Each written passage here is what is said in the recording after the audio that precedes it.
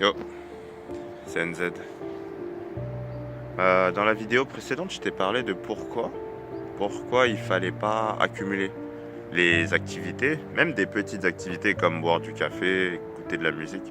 Pourquoi il fallait éviter. Encore une fois, je te dis pas d'arrêter, c'est juste qu'il faut pas que ce soit systématique. Et en parlant de systématique, donc je t'ai expliqué pourquoi ce serait un problème sur le long terme pour ta motivation à faire la chose difficile que tu essayes de faire par exemple. Et là on va voir pourquoi si tu te récompenses systématiquement pour quelque chose de difficile, ça peut aussi te mettre dans la merde. Parce que là du coup on était sur plutôt la phase préparation avant la chose difficile dans la vidéo d'avant. Donc par exemple je vais reprendre l'exemple de travailler pendant 3 heures sur ton projet où tu essayes de te motiver à travailler, donc en prenant ton café, en écoutant une certaine playlist de musique, etc. Donc tu fais ces deux activités qui vont te créer, en associant ces deux-là, un certain pic de dopamine qui peut être plus ou moins, assez grand, vu que tu accumules déjà deux activités. Et ce pic de dopamine va te motiver pour pouvoir faire ton activité difficile. Ok, sur le court terme, comme je disais, ça peut être bien, mais sur le long terme, ton cerveau il va juste associer la dopamine aux deux activités que tu as fait et pas du tout à l'activité difficile qui vient juste après. Et donc ça va faire en sorte que tu ne seras jamais vraiment motivé par l'activité en elle-même, mais plutôt par la routine que tu fais avant. Le même problème arrive à la fin, après l'activité difficile.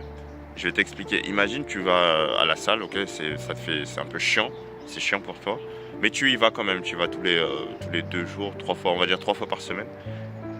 Et à chaque fois que tu finis ta séance, le jour où tu finis ta séance, le soir, tu prends un bon repas, genre tu te fais un repas de fou furieux, un cheat meal si tu veux. Donc tu te récompenses avec quelque chose.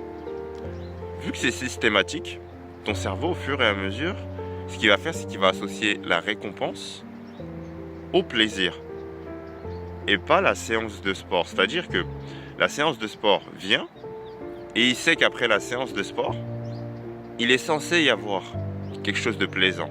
Et comme il est censé y avoir quelque chose de plaisant, là, il va envoyer de la dopamine. Et donc, en fait, il va associer ton shot de dopamine non pas à la séance de sport, mais plutôt à la récompense qui est censée venir après la séance de sport. C'est-à-dire que si un jour, tu fais ta séance de sport, mais que tu te récompenses pas derrière, tu n'auras pas de dopamine.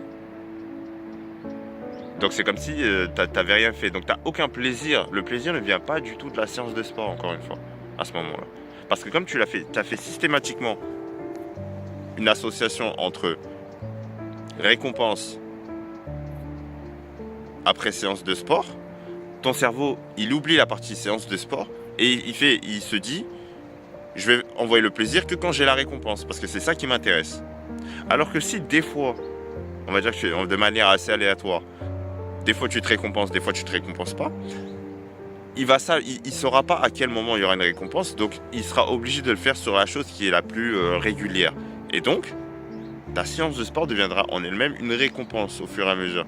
Il faut aussi que dans ta tête, tu reconnaisses que tu es content d'avoir fait cette séance, que c'était stylé parce que là tu as progressé dans ça. Et donc la séance de sport deviendra en elle-même une récompense sur le long terme. Ah tu vois, c'est difficile, hein. Quand tu sais pas tous ces trucs là, ça paraît contre-intuitif. Tu dis c'est bien normalement de me récompenser après une séance de sport. Finalement c'est peut-être pas la meilleure des idées. Si tu le fais systématiquement, tu te tires une balle dans le pied. Parce que ton cerveau il apprend juste qu'il va y avoir une récompense si je fais ma séance, et donc je ferai ma séance pour avoir la récompense, pas pour faire ma séance. Et ouais.